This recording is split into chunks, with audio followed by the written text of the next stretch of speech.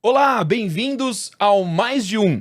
Eu sou Gabriel Tavares e hoje nós vamos falar sobre um assunto muito especial. A gente vai falar sobre cidadania digital. E eu sei exatamente o que você está pensando, porque esse tema ele é tão importante que ele não é mais opcional, né? Na verdade, ele está regulamentado e ele envolve muitos assuntos que vão impactar não só os alunos de vocês, mas também todo o corpo docente. E para falar um pouco mais sobre esse assunto, a gente trouxe aqui um dos especialistas desse assunto, né? E o Marcelo Lopes. Tudo bem, Marcelo? Opa, tudo ótimo. Tudo bem, Gabriel? Tudo bem, pessoal? Não só especialista nesse assunto, como também em outros assuntos, né? Mas hoje a gente vai falar única e exclusivamente sobre cidadania digital. E eu já deixo aqui o convite, porque provavelmente o Marcelo vai vir outras vezes conversar com a gente aqui no Mais de Um, né? Assim como o nosso diretor pedagógico. O Marcelo também, ele é cofundador da For Education EdTech. Ele é formado em ciências biológicas, possui mais de 20 anos de experiência em EdTech, né? Então, tecnologia na educação. Foi vice-campeão mundial em robótica educacional nas competições de Atlanta e possui as certificações do Google de educador Google nível 1, nível 2 e é Google Innovator, tá? Então, Marcelo, eu gostaria de começar perguntando para você quando que surgiu o tema cidadania digital na educação? É recente isso? Não sei se teve um ponto, marco que surgir a cidadania digital. A cidadania digital foi amadurecendo conforme a tecnologia foi entrando na nossa vida e permitindo a convivência entre as pessoas. E nessa convivência foi tendo a necessidade das pessoas perceberem direitos e deveres. Então a cidadania está ligado a isso. E não é um ponto, marco, surgiu a partir de hoje. É uma coisa que vem amadurecendo com a mesma lógica que a gente tem da cidadania sem ser digital, essa cidadania que a gente já conhece como cidadão, né? Sim. E qual que é a importância, então, da cidadania digital na educação básica? Primeiro a gente vai falar de educação básica e depois eu vou querer falar um pouquinho sobre ensino superior. Mas na educação básica, qual que é a importância da cidadania digital? Primeiro que, assim, toda a escola, se a gente for pensar em cidadania dentro do ambiente educacional, porque a cidadania a gente tem que exercer a todo momento, em todos os lugares.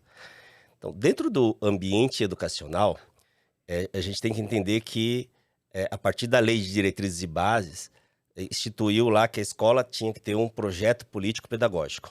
E nesse projeto político-pedagógico, praticamente todas as escolas, elas colocam lá no documento que vai formar um cidadão. E esse cidadão ele tem que entender que ele tem direitos e deveres. Se eu quero formar uma pessoa para viver em sociedade, entender seus direitos e deveres, e a nossa sociedade está conectada, eu preciso trazer a cidadania digital. Eu não consigo exercer minha cidadania, eu não consigo dizer quem eu sou através de um documento se eu não estiver no digital. Porque para eu pleitear qualquer documento, eu tenho que acessar os órgãos públicos pelo digital. O direito à educação, saúde, está diretamente ligado ao digital. Para marcar uma consulta, às vezes, para eu ter acesso a determinada informação, eu tenho que estar no digital. Então, eu não tenho cidadania se eu não estiver no digital. Entendo. Assim, a gente fala muito sobre cidadania digital, mas você entende que isso também é uma cultura que tem que ser implantada de algum jeito? Ou não? Sim, sim. A partir do momento que não é algo que você, através de uma aula, uma palestra, você resolve, é um processo, é uma mudança de valores, de costume. Então, a cidadania digital é um projeto cultural. E na cultura, a gente consegue mexer, mas ela é processual, ela não é uma chave que você vira e resolve tudo da noite para o dia. Eu acho que o pessoal associa muito cidadania digital a não xingar a galera nas redes sociais, né? Não vou fazer comentários ofensivos aqui. Isso é ser um cidadão digital do bem, né? Mas eu acho que não é só isso, né? Acho que muitas pessoas criam perfis fakes. Isso também está relacionado à cidadania digital? Ou talvez, eu tô burlando aqui um sistema que tá num mundo totalmente digital, totalmente novo, e eu não tô acompanhando essa cultura de ser um cidadão digital. Será que a gente pode usar essa palavra do bem? Isso existe, não? Então, voltando, tudo aquilo que está ligado a ser um cidadão participativo e participar de uma forma positiva, entender os direitos e deveres, isso está relacionado à cidadania. Se esses direitos e deveres, essa participação, ela se dá por meio de um aparelho conectado, por meio dos ambientes virtuais, aí eu estou falando de cidadania digital.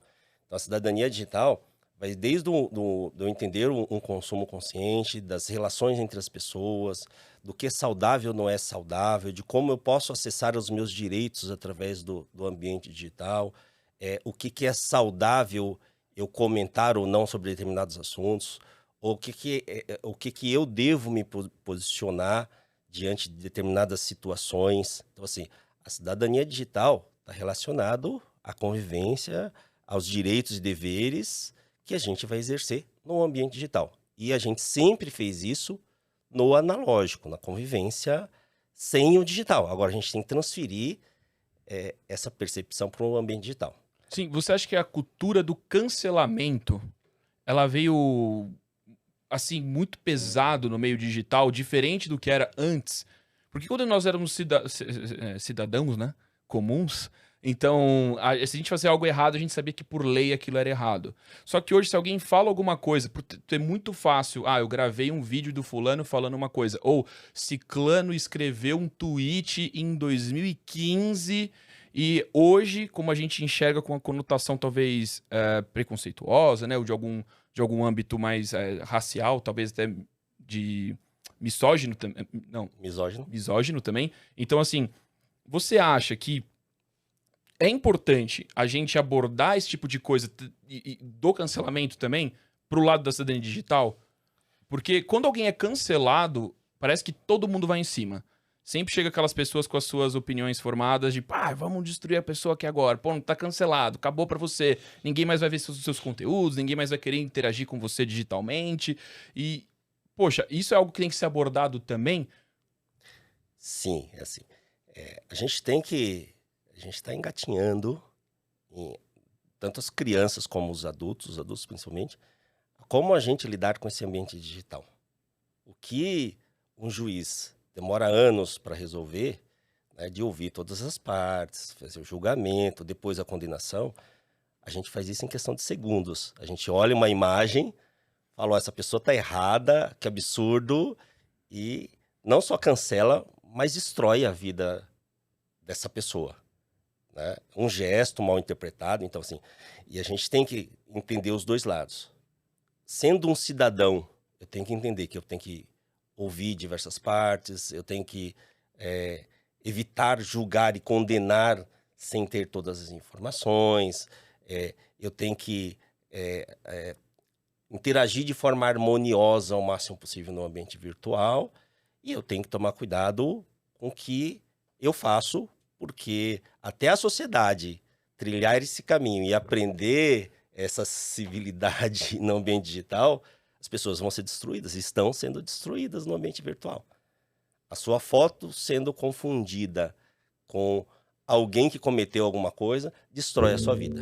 Então a gente tem diversos casos como esse, de postar a foto errada de pessoa que não estava fazendo aquilo, mas foi confundida e tal.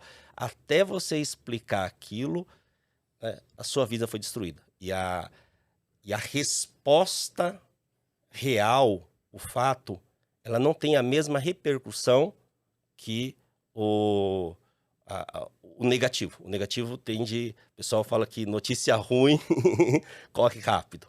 No ambiente digital é verdadeiro. E aí você comentou que antigamente não era assim. É porque hoje, qualquer manifestação positiva, negativa, qualquer foto, ela vai ganhar proporções globais. É a rede mundial de computadores.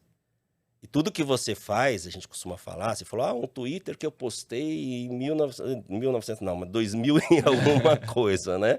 Ele pode ser resgatado, sim. A gente tem que entender que no ambiente digital, a gente não deixa pegadas. A gente deixa fósseis. Fósseis, como biólogo, eu posso falar que é uma marca que ficou registrada ali por muito tempo e vai continuar por muito tempo. Cuidado com os fósseis que você vai criando ao longo da sua trajetória. Essa dica é boa, hein? Cuidado com os fósseis digitais que vocês vão deixando por aí, né? Ô Marcelo, você falou uma palavra que eu julguei muito importante. Você falou interpretação. Eu vou até compartilhar com vocês algo que aconteceu hoje de manhã comigo. Olha que doido isso. A gente tá falando sobre cidadania e tudo mais. Meu, bizarro. Hoje eu tava subindo no meu condomínio e aí eu encontrei um amigo meu muito antigo. Ele me conhece desde pequenininho, né? E ele é muito corintiano. E pra quem me conhece sabe que eu sou muito palmeirense. Então eu tava lá andando no condomínio com a minha camiseta do Palmeiras, ele tava com a camiseta do Corinthians. Quando eu tava indo pegar o elevador, tava eu e uma senhora esperando o elevador chegar, certo? E aí quando o elevador chegou, eu abri a porta, né, pra entrar, e a senhora tava vindo logo atrás de mim. E eu vi ele chegando. Eu tava com a camiseta do Palmeiras, ele tava com a camiseta do Corinthians. E quando eu entrei no elevador, eu olhei pra ele de longe e falei assim: ih, a gente não vai poder entrar no mesmo elevador, hein? Fui fazer uma brincadeira com ele. A senhora que tava do meu lado entendeu que eu tava falando com ela. E aí ela olhou pra mim assim e falou: ah, eu não sabia que eu não podia pegar o mesmo elevador que você. Eu falei: não, eu tô falando com ele ali, com a camisa do Corinthians, com a camisa do Palmeiras. E aí eu pensei nisso, eu falei: cara, interpretações. Imagina, porque essa conversa ela se resumiu dentro do elevador. Porque ele tava vindo, né? Então foi tudo muito rápido. Eu falei: não, eu tô falando com ele com a camisa do Corinthians, tô com a camisa do Palmeiras, né? Tava brincando com ele, conheci ele há muito tempo. A gente entrou no elevador, os três deram muita risada por causa do constrangimento que aconteceu ali, né? Pra ela achar que eu tava falando diretamente com ela, mas eu não estava. Mas assim, eu fiquei pensando: poxa, imagina a interpretação de quem viu só uma parte daquilo que aconteceu. Porque eu tava sendo totalmente direto pro meu amigo, que tava com a camisa do Corinthians, né? E ela pensou que eu tava falando com ela. Então, poxa, eu já ia ser taxado de milhões de coisas, né? Já seria cancelado. Já seria cancelado, assim, com toda certeza, por questão de interpretação. Porque, pra quem que você direcionou a fala? Poxa, eu tava falando diretamente olhando pra ele. Só que como ela tava atrás de mim entrando no elevador, ela achou que eu tava falando com ela, né? E, poxa, já seria super cancelado, né? Se dependendo da interpretação do pessoal.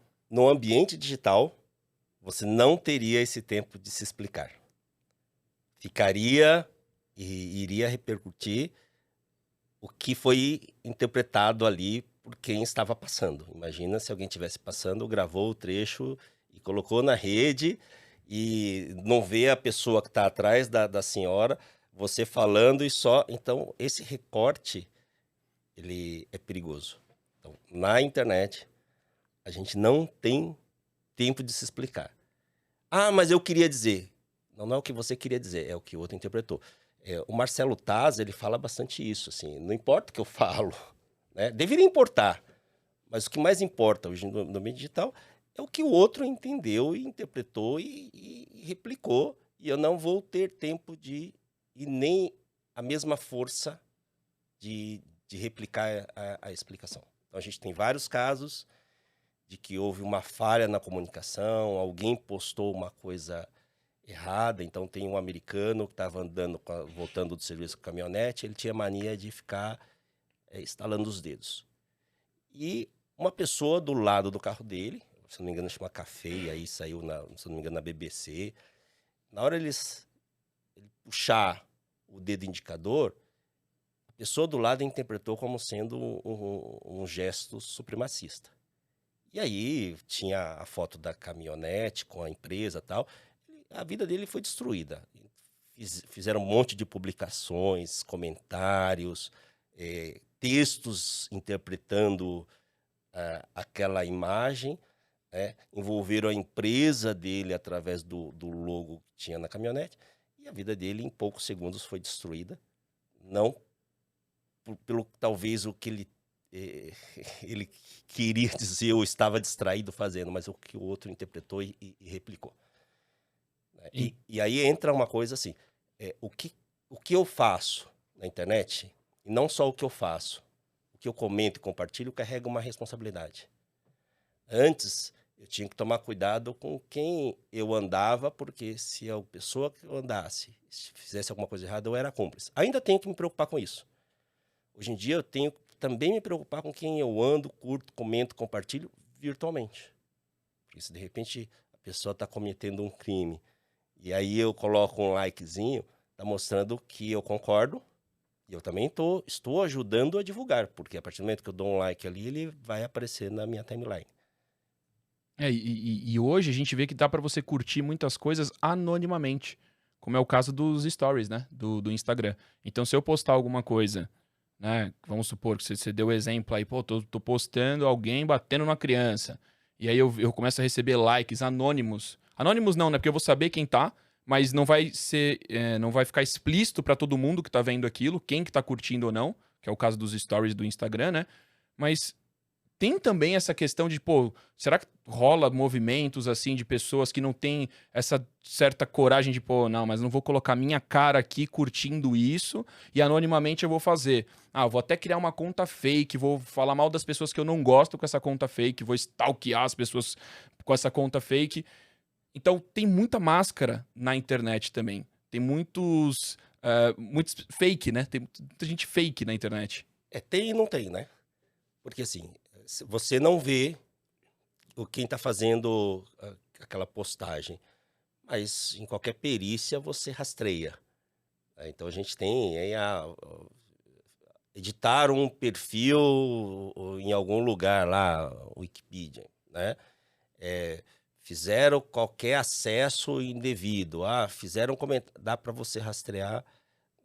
A gente tem casos de repente, a pessoa emprestou a senha do Wi-Fi, o outro foi lá, comentou, aí você vai rastreando, através da empresa que provê a internet, você vê de onde veio aquele acesso, você tem os registros, os logs lá no roteador, os logs do roteador. O Marco Civil da Internet fala que quem fornece a internet, ela tem que identificar qualquer um que tenha feito qualquer coisa que não deveria. Né? Então, assim, aí a outra coisa, assim, a questão que a gente está falando de ser cidadão, eu tenho que entender que a minha audiência, ela vale ouro, não só por questões de marketing comercial, mas a quem eu estou dando ouvido e dando voz e dando mais força. Então eu vejo que de repente alguém cometeu um crime, todo mundo vai lá no perfil da rede social e começa a seguir aquele criminoso, né? Então eu tenho que tomar muito cuidado, que a minha audiência, ela tem um valor muito grande.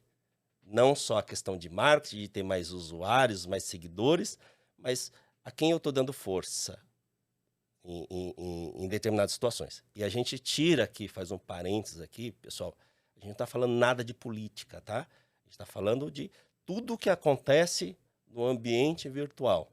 Seja uma pessoa que roubou, que matou, que difamou, qualquer situação, eu tenho que tomar cuidado. Eu quero saber mais sobre esse caso. Eu vou lá e sigo o criminoso. A gente vê muito isso. Um determinado médico fez uma coisa lá extremamente horrível lá no Rio de Janeiro. Do dia para a noite ele ganha milhares de seguidores. O pessoal mais quer acompanhar talvez o caso, ver o que vai desenrolar, ou tem pessoas também que gostam, né? Eu gosto muito de dar o exemplo, eu sei que é desenho, né? Mas eu gosto muito de dar o exemplo do Coringa, do Batman.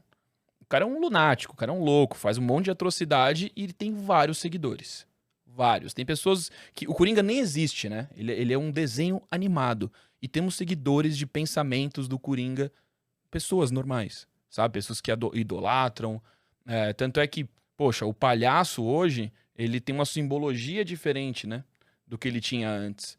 Por conta disso. Então, como que as pessoas são influenciadas por certas atitudes, né? Algumas coisas assim. Mas, Marcelo, uma coisa que eu queria muito saber é porque a For Education EdTech, ela tem um programa de cidadania digital, não tem? Tem. Então, a partir do momento que a gente trabalha com educação e um dos objetivos da educação é formar um cidadão, e a gente já falou aí, a própria LDB coloca que você tem que ter um projeto político-pedagógico, né?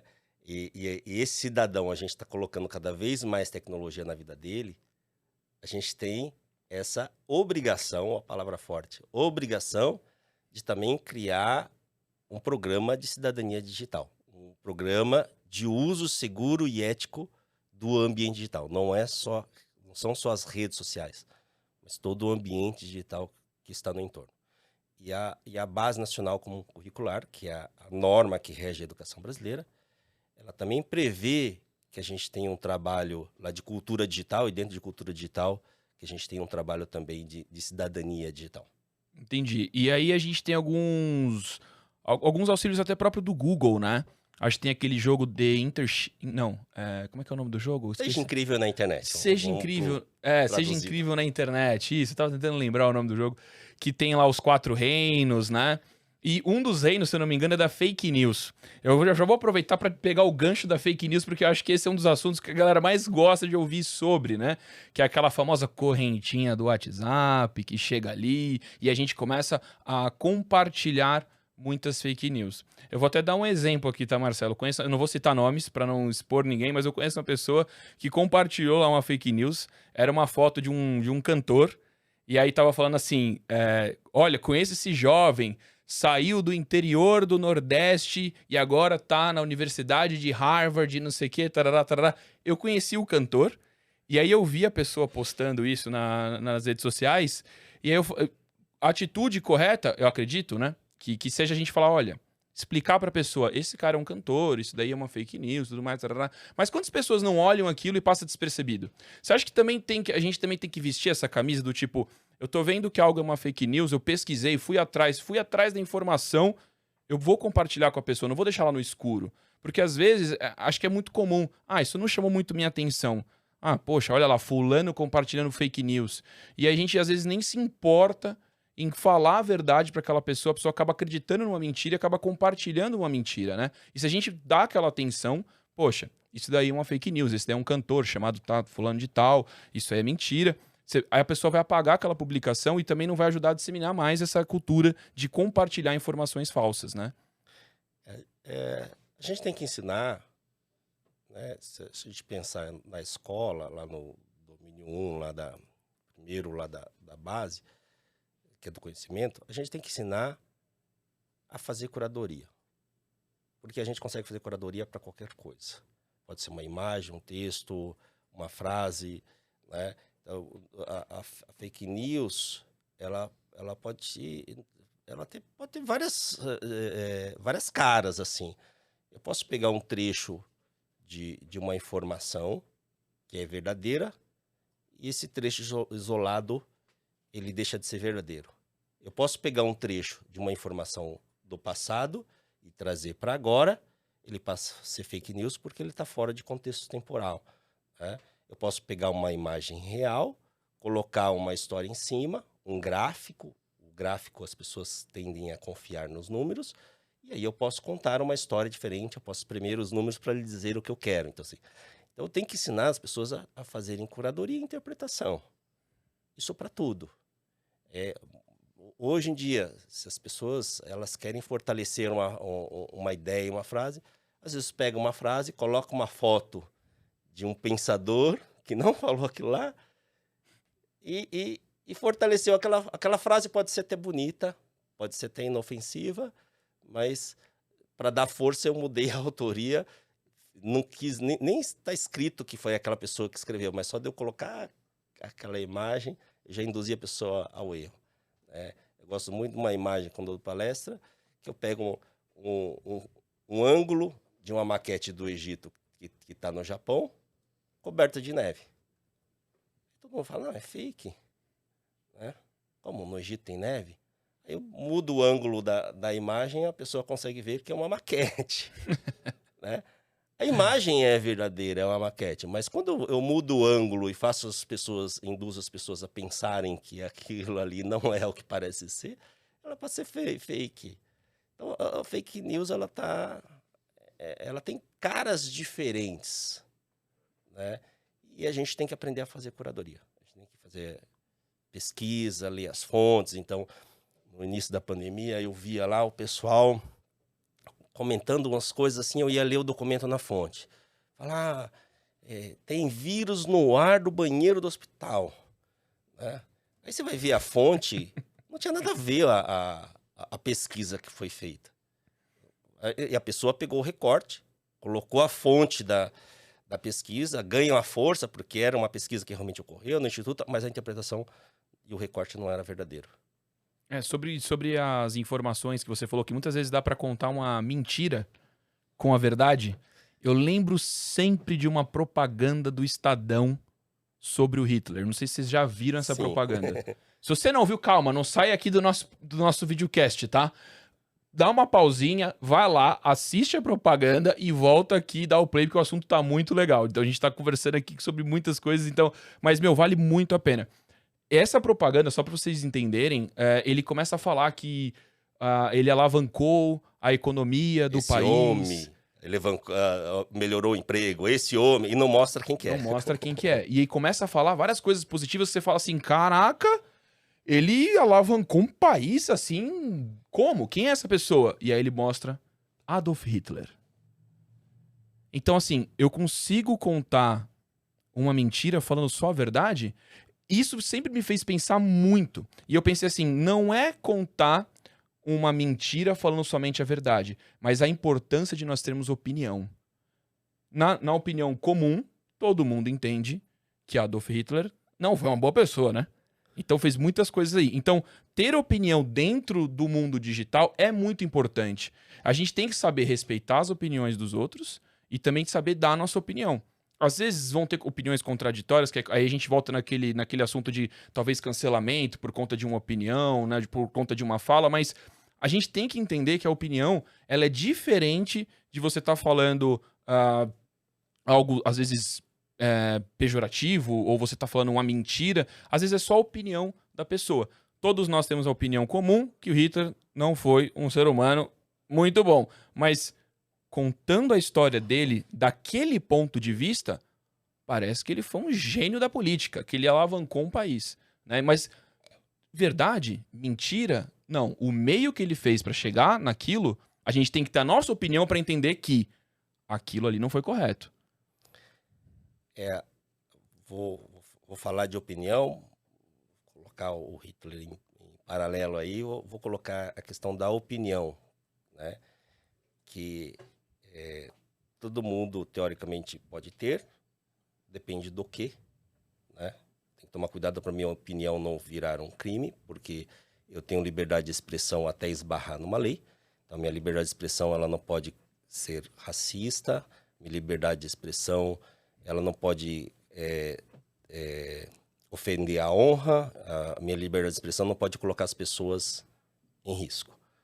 Então, por exemplo, minha liberdade de expressão eu não posso chegar num avião e gritar que tem uma bomba, porque eu vou preso, colocar a segurança do voo em risco. Né? E a opinião, ela a internet, né, fez uma coisa muito boa, ela deu voz a todo mundo, independente de qualquer coisa, classe social, de ser um artista, de ter um meio de comunicação, ela deu esse poder. Né?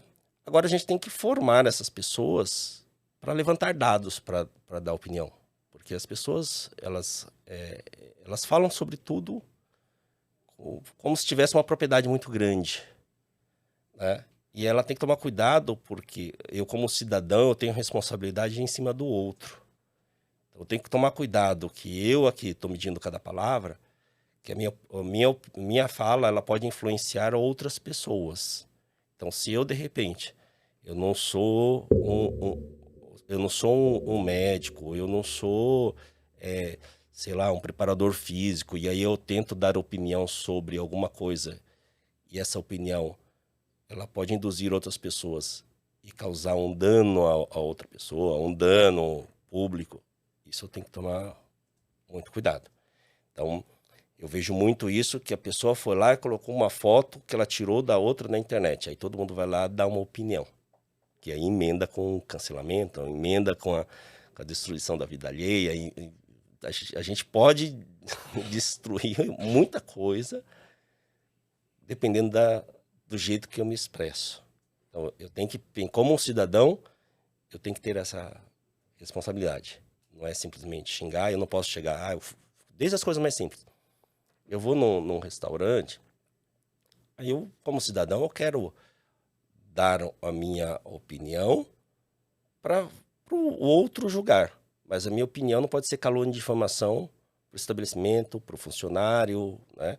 Eu tenho que mostrar algum julgamento ali, alguma opinião. Eu gostei, não gostei da comida, achei salgado, achei alguma coisa assim. Mas sempre tomando cuidado que a minha opinião pode ter um peso. E esse peso pode prejudicar muita coisa a muita gente. Então, vamos dar opinião, Vamos. Vamos ter uma participação na sociedade? Vamos. Mas vamos fazer isso mais embasado, buscar mais informação, ouvir todos os lados, ler um pouquinho mais, porque tudo que eu faço, que eu curto, comento, compartilho, tem um peso gigantesco, viu? Esse era exatamente o direcionamento que eu queria dar para a conversa agora, Marcelo, porque a gente está falando sobre pesquisa agora, né? A gente tem um embasamento naquilo que a gente vai opinar, naquilo que a gente vai expressar. Então, for education, não vamos entregar o ouro também, tá? Não vamos entregar o ouro, mas nós temos o programa de cidadania digital e tudo mais. E assim, existem práticas ou alguma que você pode compartilhar com a gente que leve o aluno a compreender isso com mais facilidade? De que ele tem que ir atrás da informação antes de formar a sua opinião sobre aquele assunto? Porque às vezes eu vou escutar de alguém, nossa, verde é uma cor feia. Mas é a opinião do fulano. E aí, às vezes, eu levo aquilo como verdade. Mas e aí? Como é que eu sei que a verde é cor feia? Ou eu vou mentir, vou falar assim, pô, verde não é uma das cores primárias. Vixe, agora os professores de arte vão me matar. Verde é uma cor primária, né, gente? É, né? Nossa, que susto. Então, assim, se eu contar uma mentira, verde não é uma cor primária, pá, eu vou acreditar no Gabriel, verde não é uma cor primária. Não, amigão, vai dar uma pesquisada, estuda, vai atrás. E existe alguma prática interessante? Obviamente, de novo, sem entregar muito o ouro, né? Mas existe alguma pra gente dar de dica também pro pessoal que assiste a gente? Sim, todos os sistemas que a gente está vendo, que a gente vê no cotidiano do mundo digital, a gente tem que trazer para dentro da escola para criar uma reflexão, né? Reflexão diversas. Reflexão em termos de interpretação, porque às vezes eu tenho um texto que é uma ironia, é um gênero sendo interpretado ao pé da letra, né? Eu tenho que ter a questão de, como eu faço curadoria, eu vou lá, eu tô acostumado a ver a primeira informação que aparece na frente e vira um trabalho e todo mundo aceita. Aí eu vou fazer isso com tudo que aparece na frente. Se eu entender que todas as informações, eu tenho que dar uma verificada na fonte, eu tenho que ver em mais de uma fonte, tem que, se é uma coisa que tem opinião divergentes, convergentes, eu tenho que buscar esses lados. Então, assim, isso tudo é o cotidiano que a gente sempre teve na educação analógica. Só que o digital, como tem uma proporção global, eu tenho que fortalecer ainda mais. Então, é possível sim. E todos os outros temas que a gente vê no cotidiano, por exemplo, o Enem, se não me engano, em 2019, era o uso de dados, a redação era o uso de dados pelas empresas de internet, né? Então, esses temas todos, eles têm que ser uma camada dentro da educação, não precisa ser uma aula específica, tá? Vou dar uma aula de cidadania digital, não, tem que ser uma camada que a todo momento isso entra na pauta. Entra na pauta de convivência, entra na pauta de planejamento da aula, de tudo, né? Aconteceu, está tendo uma discussão de uma nova dieta na internet. Traz isso para a aula de ciência, vamos fazer uma reflexão. Apareceu um assunto X, Y, Z, traz para dentro da escola. Existem robôs colocando informação, vamos trabalhar lá a questão nas aulas, seja de matemática, estatística, seja na aula de argumentação. Vamos trazer isso como uma camada para a educação. É entender que a gente pode abordar esses temas, abordar esses assuntos, sem precisar preparar uma aula específica para isso, né? Mas existe também a Semana da Cidadania Digital, que é aquele lembrete um pouco mais forte, né? De todas essas boas condutas, né, que a gente tem que ter no ambiente digital. E aí, Marcelo, eu queria até aproveitar, que eu sei que você faz muitas palestras, você vai em muitas escolas palestrais, você já deve ter feito, sim, várias palestras só de cidadania digital. E tem algum exemplo que você viu durante todo esse tempo, que talvez alguma escola chegou a falar para você, nossa, a cidadania digital, a Semana da Cidadania Digital agregou valor nisso? Ou algum professor chegou a falar alguma coisa para você que você gostaria de compartilhar com a gente? Sim, a todo momento, assim, não só escolas, mas, assim, às vezes, áreas totalmente distintas, assim. A gente recebe, às vezes, um e-mail, né, de um local totalmente diverso, que fala assim, nossa, esse tema eu preciso trazer um pai viu na escola, acionou a empresa dele chega e fala, não, preciso trazer isso para os meus funcionários, que eu estou tendo muito problema com esse ambiente digital. Né? Eu estou tendo problema com isso, com aquilo. Então, assim, você tem casos que a gente percebe que é muito legal, que é a escola influenciando na sociedade, né? Como você tem casos de que a escola fala, não, eu estava tendo uma série de problemas da convivência entre os alunos no ambiente digital, isso melhorou a partir do momento que a gente cria essas reflexões. Então, é um trabalho de formiguinha, que ele tem que ser planejado e entrar ali na pauta. Aí você fala assim, mas por que a Semana da Cidadania Digital? É por isso, ele tem que entrar na pauta, não entrou ainda. Assim, quando a gente criou a Semana da Cidadania Digital, a gente compara com a Semana do Trânsito Seguro. O mês do Trânsito Seguro, que é o Maio Amarelo. Tem o Código de Trânsito, o Código Brasileiro de Trânsito. Já não tem a regra lá, não é para todo mundo seguir? Quem tirou uma carta não estudou aquilo lá, mas morre muita gente no trânsito. Então, ter que seguir é uma coisa. Se a sociedade está seguindo, é outra. Então, a gente faz em forma de campanha. E aí você tem o cotidiano instruindo as pessoas, seja através da multa ou através de uma orientação. Né? E tem aquele marco. Fala, vamos parar esse momento aqui, todo mundo olhar para aquele ponto ali que ele é importante. Então, a ideia é essa. Então, assim, cidadania digital tem que ser uma camada na escola. Ela tem que estar a todo momento nas discussões, no trabalho, nos textos, nas pesquisas, nas interações, no convívio ali, no ambiente presencial ou virtual. Né? Tem que estar numa camada. Mas a gente precisa de um impulsionamento para a importância desse tema. Então, olha, vamos fazer o seguinte, todo mundo, inclusive as famílias, olharem para esse tema durante pelo menos uma semana de cidadania digital, onde a gente traz palestra, faz campanha, né? Os professores buscam temas ali para trazer para dentro da sala de aula, um momento onde ele é marcado para a gente olhar para ele, para o tema cidadania digital. Marcelo, nós temos um dia para comemorar, né, para refletir sobre a internet segura, né? E eu queria que você comentasse um pouco mais sobre isso. Para você ter uma ideia da importância desse tema, a gente tem uma data, esse ano vai cair no dia 7 de fevereiro, uma data para as pessoas refletirem sobre a segurança na internet, que é o Dia Internacional da Internet Segura. Para você ter uma ideia da preocupação global que envolve esse tema. Marcelo, a gente está caminhando para o final do nosso podcast, mas eu não podia deixar de pedir para você dar uma dica para os educadores em relação a isso. Aí você pode até direcionar para aquela câmera ali e falar direto para eles, porque assim, é complicado. A gente está falando, parece que é um tema tão fácil, é um tema que todo mundo já sabe como lidar com isso, mas não é. Acho que a maioria das pessoas ainda não entende como se comportar no meio digital. Então, se você tivesse uma dica muito valiosa, se pudesse compartilhar com os nossos ouvintes, não, né? Nossos espectadores, né? Ouvintes também, né? Quem tá nos ouvindo aí. Mas nossos internautas aqui, eu acho que é internauta. Os nossos E aproveita e se inscreve.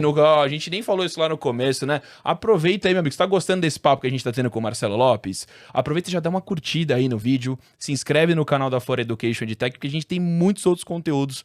E além do mais, esse conteúdo que o Marcelo tá falando com a gente hoje de cidadania digital, ele vai ligar com o conteúdo de um próximo convidado bem especial que vai falar sobre educação midiática com a gente. Então, assim, vai estar tudo muito ligado. Não perde, não, porque a gente vai falar sobre coisas muito interessantes. Mas agora eu quero muito que vocês fiquem com a dica do Marcelo, direcionada mesmo agora para educadores, tá, Marcelo? Eu sei que a gente tem outros espectadores, mas como o nosso foco é a educação, eu queria que fosse uma dica para os educadores do Brasil todo, né? Então, primeiro, assim, muitas vezes o educador ele não traz esse tema para a sala de aula, porque ele acha que não conhece o suficiente. Ninguém conhece o suficiente. Né? Discute junto, traz esse tema junto, com os alunos, com os outros professores, com os pais. Então não tenha medo do tema. O tema é amplo. Né? De repente, dependendo da sala, você vai trazer o convívio saudável ali com os alunos, a exposição ali, a hiperexposição. De repente, são alunos um pouquinho mais velhos, dá para criar uma reflexão maior, né? Como o Enem de 2019, lá, o uso de dados pelas empresas de internet, né? O que é público e privado, sei lá, essa questão do cancelamento. Traz esses temas aí e reflete junto com os alunos, independente se você dominar ou não. Então, não espera você dominar o tema para colocar isso para dentro da sala de aula. E aí sempre tem aquele receio na educação de que, mas isso não faz parte da minha disciplina, né? Isso faz parte da educação, isso faz parte da escola. Não importa se você é professor de química, física, biologia, matemática, polivalente. Não, isso faz parte da escola. Então a gente tem que trazer isso para dentro da escola. A gente está amparado pela Base Nacional Comum Curricular, onde a gente tem que trabalhar cultura digital. Tá? Então não coloca aquilo lá, não sei, ou não faz parte da minha disciplina, não é o assunto que eu estou discutindo agora. Traz esse tema na ideia de que você está formando um cidadão, que ele tem que entender esse mundo digital como sendo um território, e ali ele tem direitos e deveres. Então, traga esse tema. E para vocês aí que querem ouvir mais sobre esse tema, porque aqui foi só uma palhinha, tá? Entre em contato com a gente, vem falar com a gente da For Education EdTech, porque a gente tem programas não só de cidadania digital, mas também muitas outras soluções. Mas, poxa, imagina só, em primeira mão, o Marcelo tendo aí falar com vocês, imagina, um especialista desse nível, né? Porque aqui, com esse pouco tempo que eu tive de conversa com o Marcelo, acho que eu já aprendi muito. Acho que a Bruna e o Diogo vão concordar comigo, né? Deu para aprender muita coisa aqui com o Marcelo. Então, gente, se você está interessado em saber mais sobre esse tema, fala com a gente, manda mensagem pra gente lá nas redes sociais, seja no Instagram, seja no LinkedIn da For Education, tá? Curte bastante a gente, compartilha bastante esse vídeo, porque é um tema importante, a gente precisa falar mais sobre isso, tá?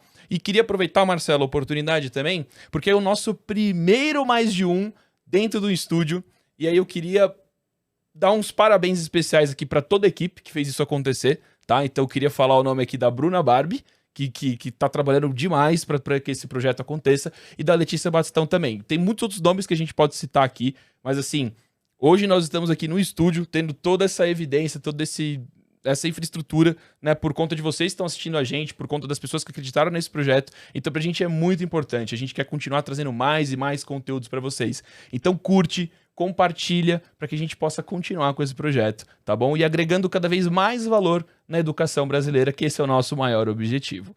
Marcelo, você quer mandar um abraço para alguém, se despedir, mandar um beijo para Márcia? Um beijo para Márcia. Depois de você ter falado isso, se eu não falo, eu ia apanhar quando eu chegasse em casa. Então, assim, um beijo para todos os educadores e educadoras aí. Traz isso para a nossa responsabilidade. Assume isso, independente da disciplina, independente da série, independente do momento do ano, que a nossa função é formar um cidadão. Beleza. Ele vai esquecer na minha disciplina, ele vai esquecer o que é ATP, o que é mitocôndria, mas ele tem que saber e não pode esquecer de como conviver de uma forma saudável e ética no mundo digital. Pô, valeu. Marcelo, acho que esse finalizou bem demais, mas eu também preciso finalizar por aqui. Valeu, gente. Obrigado por terem ficado até aqui e nos vemos nos próximos vídeos.